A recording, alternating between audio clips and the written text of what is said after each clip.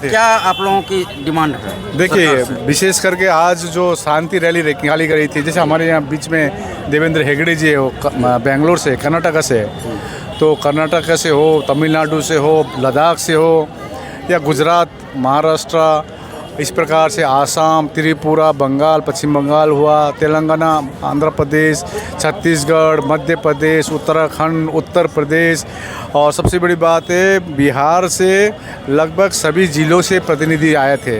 तो इसमें शांति रैली निकाली गई थी। जो बीटी एक्ट है 1949 के जो कानून चली आ रही है, जो महाबोधि महाविहार है, इसमें कोई एक्ट अभी तक चली आ रही है। तो जैसे आप जानते हैं सभी धर्म स्थल के कमेटी होती है, तो उसी धर्म के लोग ही होते हैं। लेकिन बोध गया जो महाबोधि महाविहार जो बौद्धों की सबसे पवित्र तीर्थ स्थल है, वहाँ पर कमेटी में सिर्फ 4 ही बौद्ध हैं 9 में से।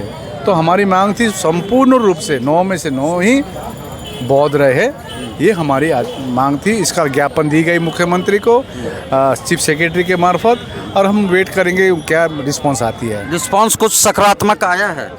देखिए, सकारात्मक आज नीतीश कुमार जी जो है, अब सरकार है, तो हम देखते हैं बहुत विकास हुआ है और बौद्धों के लिए भी काफ़ी काम की है। नालंदा यूनिवर्सिटी हो या तो आपकी ये अभी बुद्ध स्मृति पार्क देख लीजिए, यहाँ पर पहले जेल हुआ करता था, ये नीतीश सरकार के समय में हुआ।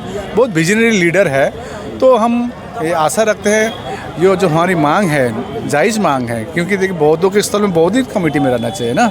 तो कोई ज़बरदस्ती ये है वो है, विष्णु का अवतार है, ये हो करके क्लेम कर रहा ठीक नहीं है। तो बौद्धों के पूर्ण रूप से इसमें बौद्ध ही रहे, ये हमारी मांग है। अच्छा, एक बात बताइए, जैसे वहाँ के एक सचिव या कोई भी सदस्य होंगे वहाँ के जिला पदाधिकारी या एसडीएम, अब वो किसी कास्ट से हैं तो वो तो देखिए, पहले जो ये कानून ये एक्ट में लिखा गया था, डीएम जो चेयरमैन रहती है गया के डीएम, ही और शी शुड बी हिंदू, तो उस क्लॉज को हटाया गया है। जो बीच में भी आंदोलन हुई थी, और उसमें of any DM can be of any religion. ठीक है, सरकार का ट्रस्ट है, सरकार की नज़र में रहे, लेकिन चेयरमैन या तो प्रेसिडेंट तो होना चाहिए, कौन? बौद्ध ही होना चाहिए ना, है कि नहीं। आज सेक्रेटरी बना, देखिए भांति सुरेश देसाई के आंदोलन का सेक्रेटरी बना दिया गया बौद्धों को, लेकिन सेक्रेटरी हमेशा प्रेसिडेंट को देखते क्या निर्देश दे रहा है, पपेट की तरह काम कर रहा है। तो हमको पपेट नहीं, हमको वहाँ पर कमेटी में पूर्ण रूप से आज़ादी चाहिए, आज़ादी चाहिए, पूर्ण रूप से कमेटी में बौद्ध हो, यही हमारी मांग है। पूर्ण रूप से पूर्ण मतलब जो वहाँ का गया का जो भी रख रखाव है जन्म बोध गया का, वो सब पूरा जैन का ही चाहिए। इसमें कोई कम्प्लीटली ना हिंदू चाहिए ना मुसलमान चाहिए, नहीं कोई धर्म। देखिए, वो हिंदू चाहिए मुसलमान चाहिए, आज यदि कोई प्रावधान नहीं है तो हम लोग को अभी हिंदू के मंदिर में रख दीजिए एज अ कोई मेंबर। आज 9 में से 4 ही बौद्ध है, और जो 5 अन्य धर्म के हैं, मैं किसी धर्म का नाम नहीं लेता हूँ, तो जो भी वहाँ पर डिसीजन होती है तो वहाँ तो अन्य धर्म का आधार पर होती है। और हमारे ऑल इंडिया बुद्धिस्ट फोरम के चीफ एडवाइजर वहाँ के एक वन ऑफ द मेंबर है, वो मैं बोलता हूँ मीटिंग में भी नहीं जाते, क्या होता है। तो जब संपूर्ण रहेंगे, जाते नहीं है कि बुलाया नहीं जाता है। देखिए, अब वो उनका बात है, वो एक मेंबर है, उनको खोल के बोलना भी ठीक नहीं है, लेकिन मेरा कहना क्या है, जिस प्रकार से आज मक्का मदीना है, देखिए गोल्डन टेम्पल है, अयोध्या है, बाबरी मस्जिद है, जमा मस्जिद है, वेटिकन सिटी है, वेटिकन सिटी में वहाँ पर क्रिश्चियन ही रहेंगे ना कमेटी में, और अन्य धर्म के रहते हैं। तो यही प्रश्न है, तो क्यों बोध गया महाबोधि महाविहार जो विश्व की धरोहर है, ये सिर्फ बिहार के नहीं, हाँ विश्व के।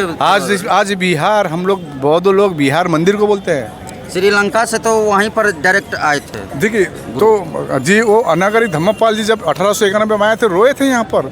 जो अवस्था थी अंग्रेज़ के समय में, अलेक्जेंडर कनिंघम ने ह्यूनसांग, आपको मालूम है ह्यूनसांग जो हिस्टोरिकल जो चाइनीज़ ट्रैवलर थे, उन्होंने किताब लिखी भारत दर्शन, उन्होंने पूरा जिक्र लिखा था।